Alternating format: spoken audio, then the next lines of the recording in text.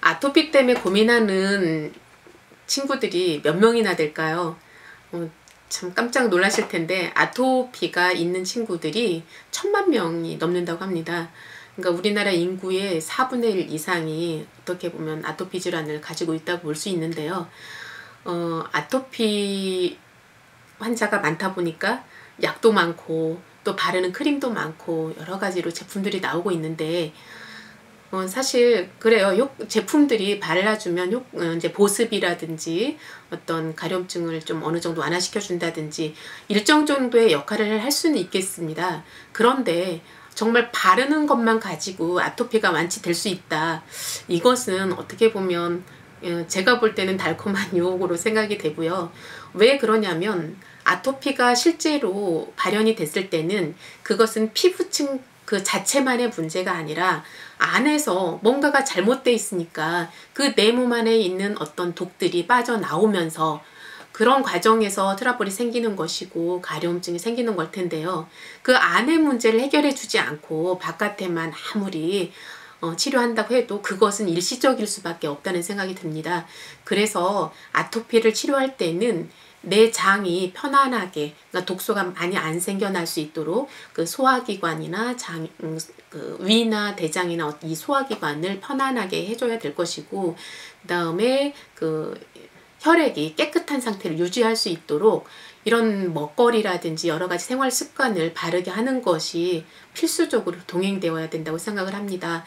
그래서 어떤 경우에는 뭐 한약을 먹을 때는 예를 들어서 뭐 고기도 먹지 마라, 한약을 먹을 때나 안 먹을 때나 뭐 이게 알러지 질환이다 어쩌다 뭐 하면서 고기도 먹지 마라, 뭐 계란 먹지 마라, 우유 먹지 말라, 뭐 땅콩 먹지 마라, 먹지 말라는 것이 굉장히 많은데요.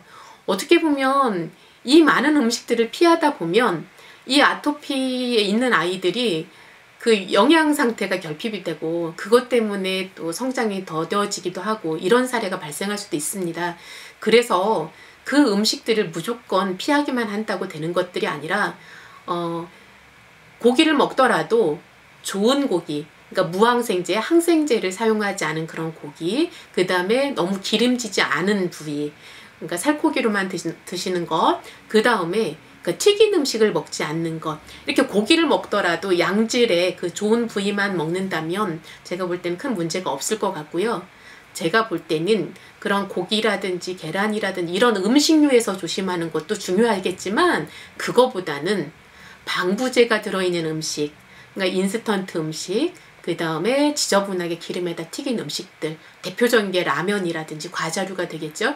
그 다음에 치킨이라든지 뭐 햄버거, 피자 이런 것들, 이런 음식들을 피하고 제대로 된 1차 농산물이라든지 고기라든지 이런 것들은 먹으면서 그러면서 나오는 증상에 대해서는 그 한의원이라든지 이렇게 다니면서 치료를 받는다면 먹고 싶은 거는 먹으면서도 얼마든지 아토피는 치료될 수 있다고 봅니다.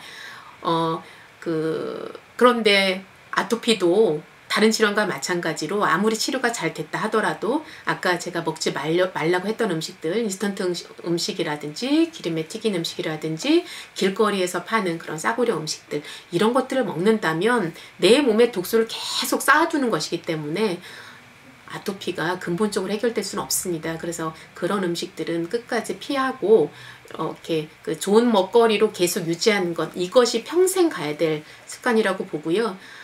그런 마음가짐이 돼 있다면 아토피 충분히 저는 정복할 수 있다고 봅니다. 빼놓은 게 있습니다. 그 아토피가 기본적으로 그 면역력하고 많이 관련이 되잖아요. 제가 얼마 전에 그 아토피를 심하게 앓았던 친구의 그 혈액에서 그 비타민 D 농도가 얼마나 되는지 그 검사를 한번 의뢰한 적이 있었는데요. 그 친구가 바깥에서 많이 뛰어노는 친구임에도 불구하고 그 비타민 D의 농도가, 혈중에 있는 농도가 그 기준 이하로 굉장히 낮게 나오는 것을 보았습니다. 이 비타민 D가 우리 몸에서 생성되지 않으면 칼슘 아무리 섭취해도 그것이 내 몸에 흡수가 되질 않습니다. 그래서 면역력 자체가 높아지질 않아요. 그리고 뼈도 그 튼튼하게 자라지 못하고, 그래서 아토피 있는 친구들 햇볕에서 많이 뛰어놀게 하는 것, 이것도 면역력을 키우는 굉장히 훌륭한 방법입니다. 그래서 먹는 것과 그리고 햇볕에서 많이 뛰어노는 것 한번 실천해 보시기 바랍니다.